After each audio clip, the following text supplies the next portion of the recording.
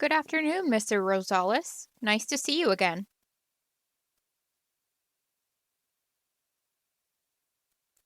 Good afternoon, doctor. Likewise. So, you're here today for your 3-month follow-up for your diabetes. Today, we're going to go over your medications, how you're taking them, your diet, and then we'll give you a physical exam, okay?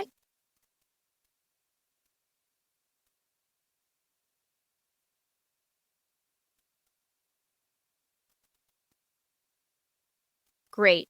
I've changed a lot of things since the last time we talked.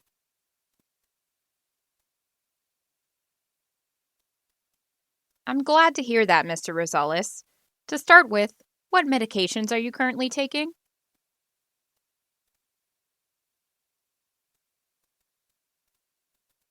Well, I take the one pill for my blood sugar, that other little pill for my thyroid, the little aspirin.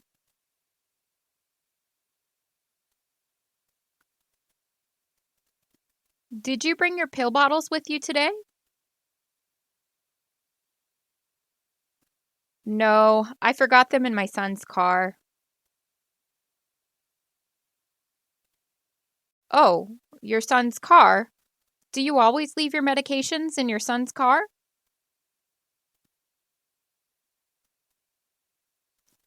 Oh, no. I had them in a little plastic baggie to bring them here, and my son gave me a ride.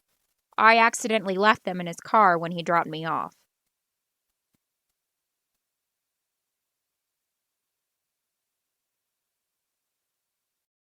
Oh, I see. That makes sense.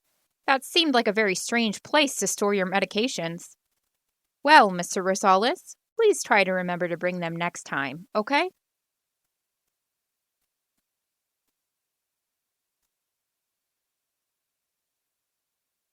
Yes, doctor. I'm sorry. It's okay. So, you said the medication for your diabetes, right? Was that metformin?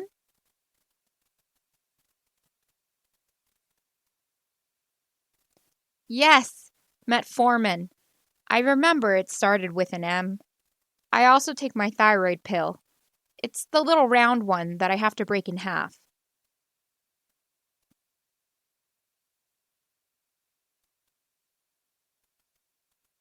Synthroid? Maybe. You refilled it for me the last time I was here.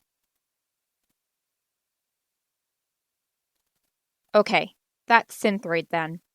And you're taking the baby aspirin?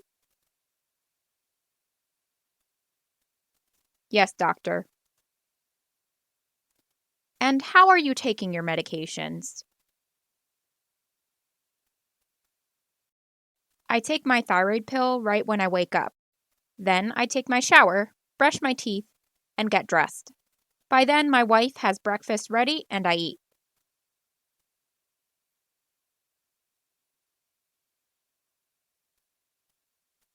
Okay, what next? I take my sugar pill right after I eat breakfast. At night, right after dinner, and right before bed, I take my aspirin and my diabetes pill again.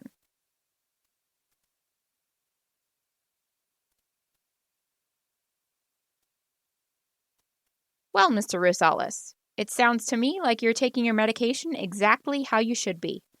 How often would you say you forget to take a dose of your medications?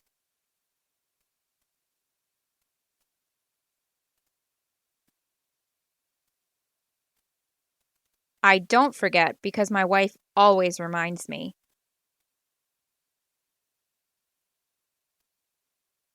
She won't let me eat in the morning unless I've had my medication. Then she won't let me leave for work until I take my sugar pill.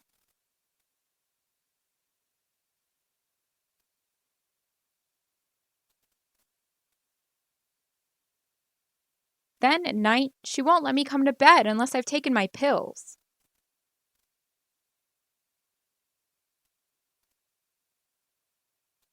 Wow, it sounds like your wife has got this under control. Well, let's talk about your diet. What does a typical breakfast look like to you?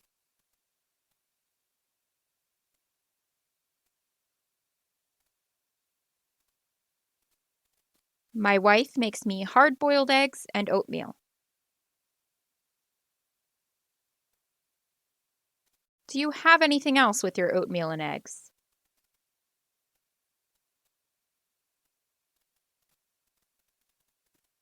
I have a coffee with a little bit of cream and no sugar. Sometimes I have avocado with my eggs.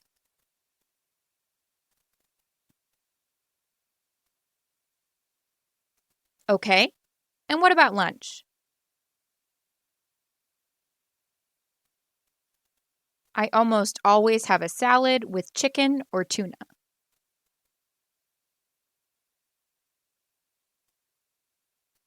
What's in your salad? And what kind of dressing do you have with your salad?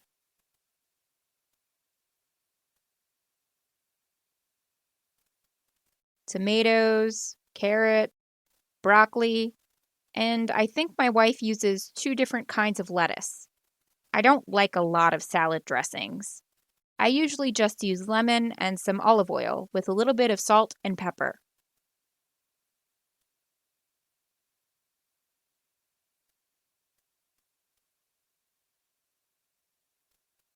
Wow, that sounds like a healthy lunch.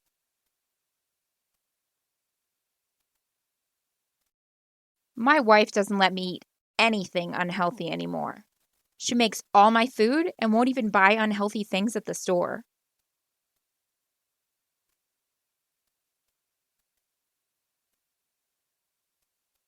Well, it sounds like your wife really cares about you. Does she make you dinner too?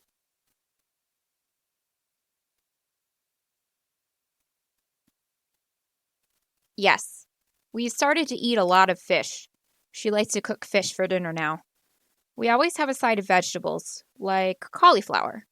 She also lets me have a little bit of rice, but not a lot.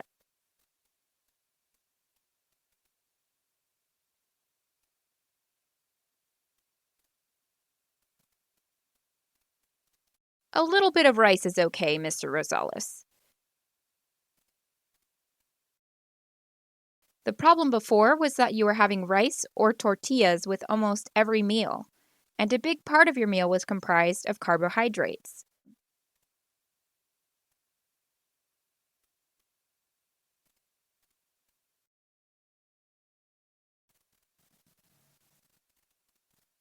That was what was making your blood sugar so high. So, with these dietary changes and the medication, I would expect your blood sugar to be going down.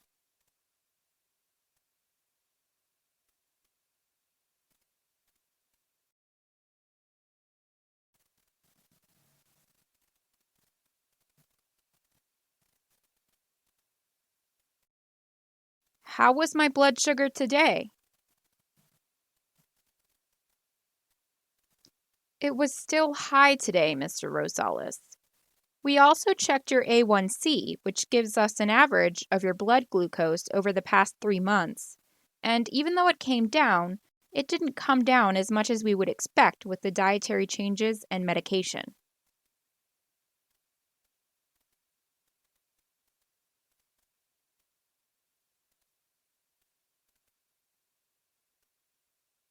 But I've been doing everything you've asked me to. I don't understand.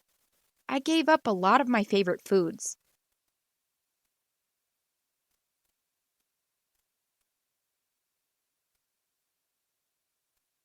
I stopped drinking soda and beer. I stopped going to McDonald's.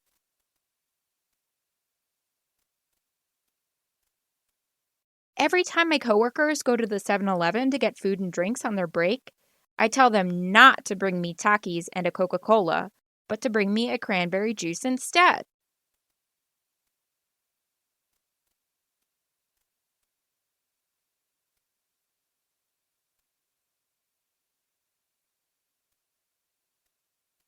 Well, I think you've made a lot of important changes.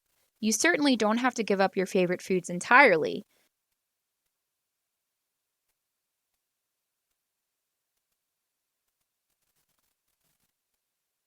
and a few sips of a soda or a beer here or there is okay.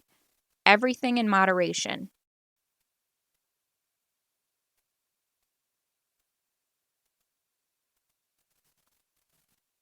Cranberry juice is definitely a better choice than Takis and a Coke, but it still contains quite a bit of sugar.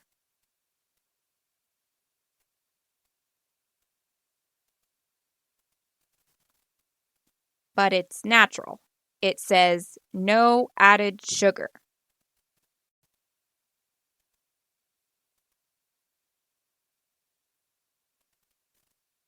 Well, that just means they didn't add any extra sugar. Cranberry juice contains almost the same amount of sugar as a small can of Coke. Do you just have the one cranberry juice a shift?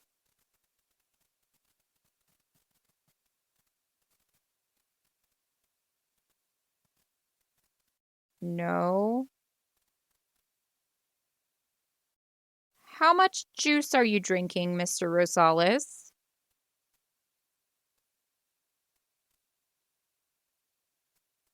I stopped drinking the soda and the beer.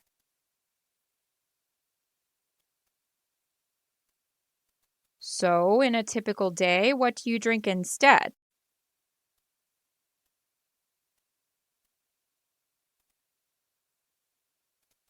I have coffee with breakfast. No sugar, only a little bit of cream.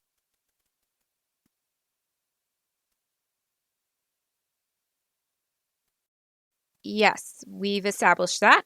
No sugar. What about for lunch?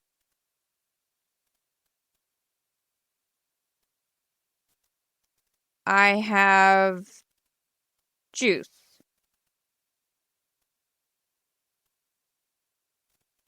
How much juice? Cranberry?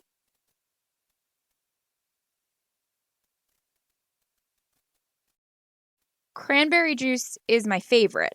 Sometimes I'll have the kind with apple or raspberry. I'll have one with lunch.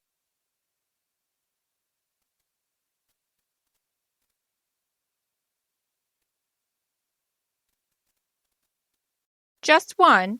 You sound unsure, Mr. Rosales. Two. What about if you get thirsty after lunch when you're at work? What do you drink?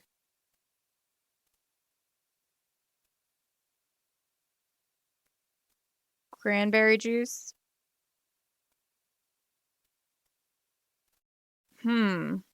So, how much cranberry juice do you think you drink at work a day?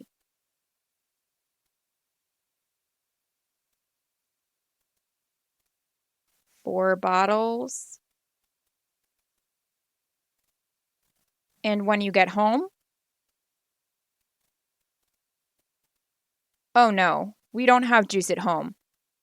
Only water.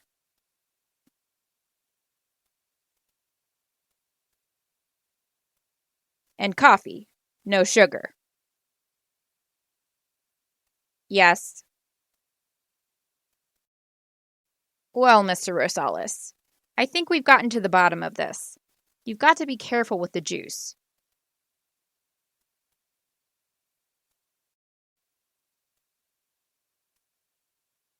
You're doing a really good job with your diet, cutting out sodas, beer, but juice contains sugar too.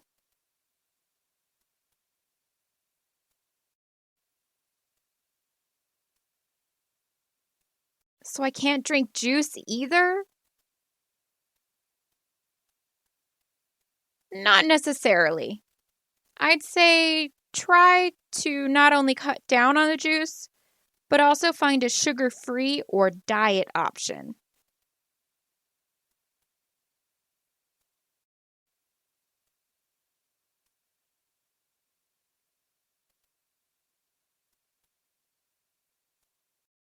You can check the sugar content on the back of the bottle. A lot of juices have diabetic-friendly options with little to no sugar.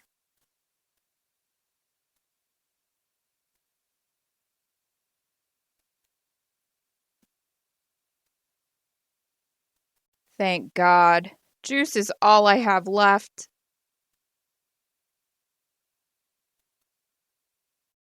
Like I said, Mr. Rosales, everything in moderation. Tell you what, I'm going to go grab a monofilament and be right back for your physical exam, okay? It seems my nurse may have moved them.